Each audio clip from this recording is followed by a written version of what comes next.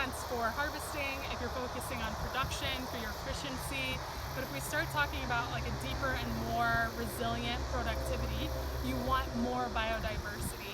And the more biodiversity you have, especially if it's based around natives, the healthier that your system's going to be. You're going to have more beneficials, your plants are going to be more resilient when they're dealing with pest pressure, when they're dealing with disease pressure.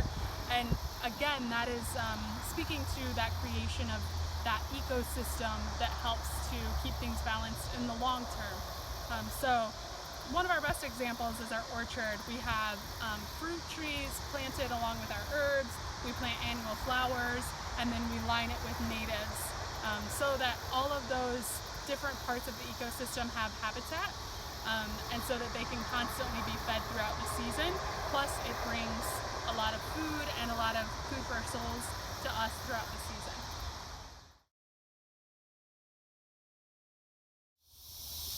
Okay, so we have all heard about planting trees, about saving the rainforest to deal with climate change. Yes, totally support that. The most efficient ecosystem at sequestering carbon, which is what we need to do to bring that CO2 level down, is a prairie ecosystem. So when we see tillage happening, we're digging up that soil, the carbon is releasing into the air, connecting to oxygen, which is CO2, and then it's raising the levels of that gas in our atmosphere.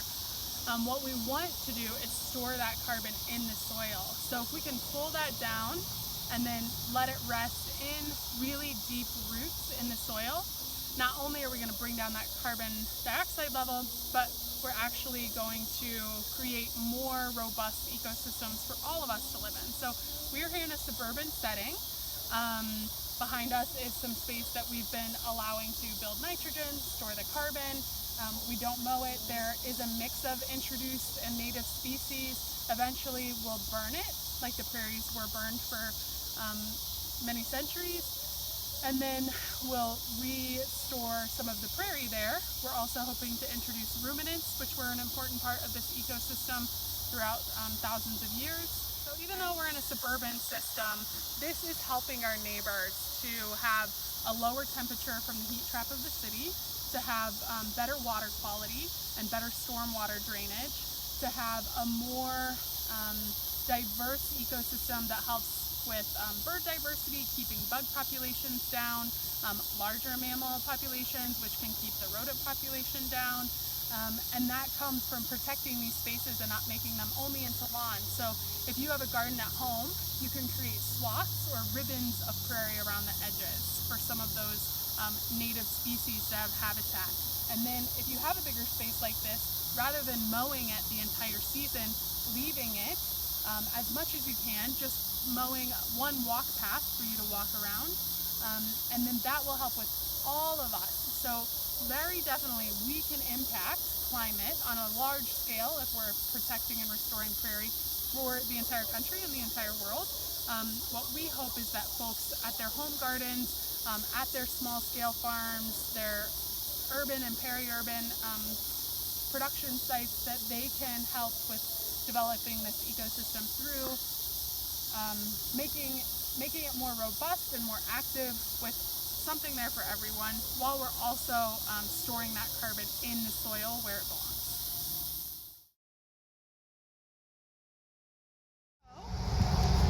If you think about an ecosystem out in the world, it's never monoculture because it doesn't thrive like that. Even something like an arid or a semi-arid climate is going to be quite diverse.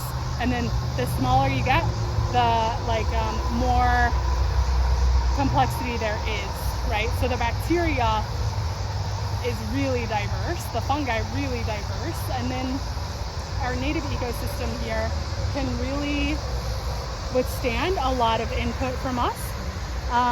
So one thing that you want to mimic is like that diversity, right? So you never want to just have one thing growing by itself.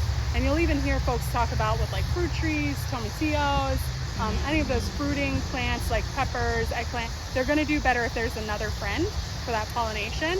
They're going to do even better if there's a whole ecosystem feeding into that, right? So an orchard, and ours is a little wild right now, but we've got a great example of interplanting there. We've got the herbs, we've got the fruit trees alongside, we've got the annual vegetables, we've got some natives along the edges. And all of that is creating an ecosystem, like a little microclimate within itself, right? So one year we might have really strong apples, and then one year we might have really strong sage, and then another year, like none of the flowers do that great, but all of the herbs are really banging. Am I allowed to say banging? All the herbs are doing really great. So that's part of that, is like that diversity. You're creating more resiliency because not everything's going to thrive all the time. So that's a great example. And then over here, we've got our native plant garden, which is all kinds of wild native plants from the prairie planted together.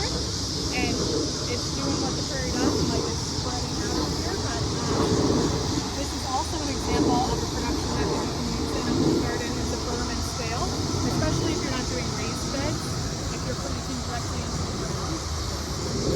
So the swale is you dig down some, and the berm is you pile it up, right? Okay. So this is a lot of indigenous folks, but especially Aboriginal Australians and folks in semi-arid climates use this as a method to maintain more water and therefore more nutrients, more bacterial, fungal activity under the soil. Okay. So I think of swale, I think of little lake, because the L is little lake, swale, and then the berm is like the B going up, right? So swales and berms.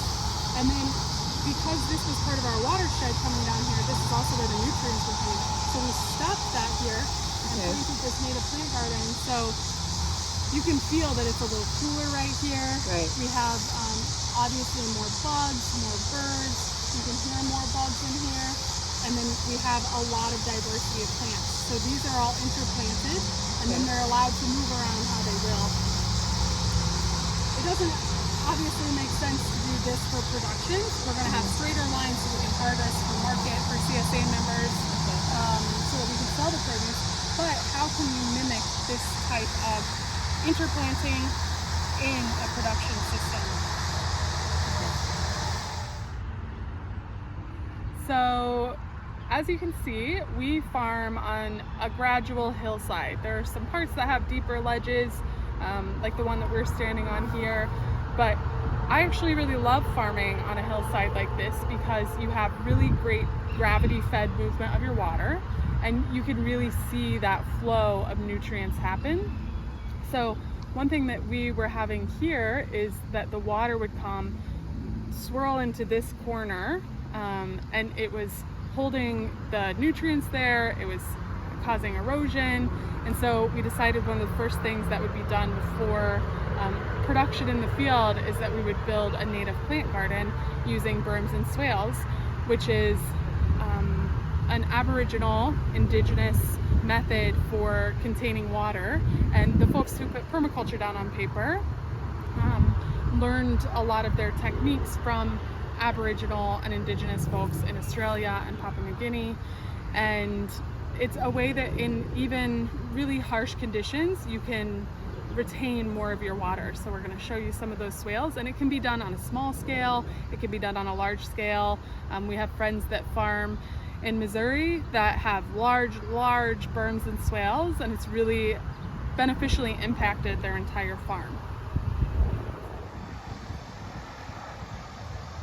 So what you're going to do is, based on your land and your contour and your watershed, you actually dig down and then put that soil up, dig down and put that soil up along your slope, and then the water will pool in the bottoms before you hit that mound, and then that mound will actually help pull water down below. So we'll show you, this is our native plant garden, and it's even better for retaining water because it's native plants that are really accustomed and evolved in this ecosystem. Okay, so you can see this is sloping like this. The berms and swales have been built so that they can retain the water, and then the plants planted along either side, and then these native plants have done their thing and spread out. So anyone could do this in their garden space, and it would help you with water retention. It could help you with cultivating any of those natives, especially like prairie plants and the plants that really love the edges. You can see we're along the shade here, along the fence line, and it's a great way if you are worried about drought, if you don't have a lot of access to water, that you could still go ahead and produce. And there are folks that produce annuals in this type of setup as well. So you could produce your vegetable garden even if you had another area for your natives.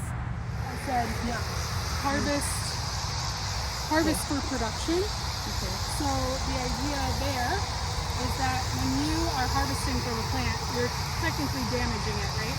So we've cultivated them over thousands of years to produce how we want them to, but you can harvest in a way that encourages production. So a great example of that is sweet potatoes. You can harvest those greens, you can just harvest some of the tips, and then that's an edible part of the plant that you can eat that's super nutrient dense earlier in the season, and then it invigorates that growth. So it's that balance between stimulating without overexerting. Okay. Another example of that is like basil. You want to clip those flowers. Most herbs, you want to clip some so that they keep growing. Flowers, you want to deb head so that they keep growing.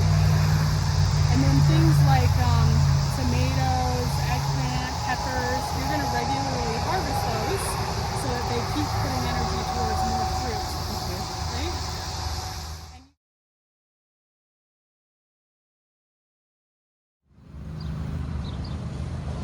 Okay, so one of the things that home growers can do is putting a rain garden into their system. It can be small. We have like a 15 by 8 foot one here, and what it is catching some of that runoff so that it's not continuing to run off, and it's plants that dig deep, really like the water, and then they can help hold that moisture there. You can do one that even kind of becomes a bit of a water feature, and we like to support putting natives in it. So you are actually lending a helping hand to your wider community by helping with the quality and quantity of stormwater drainage. And you can see it also can look really beautiful. And this is Jenny. Hi.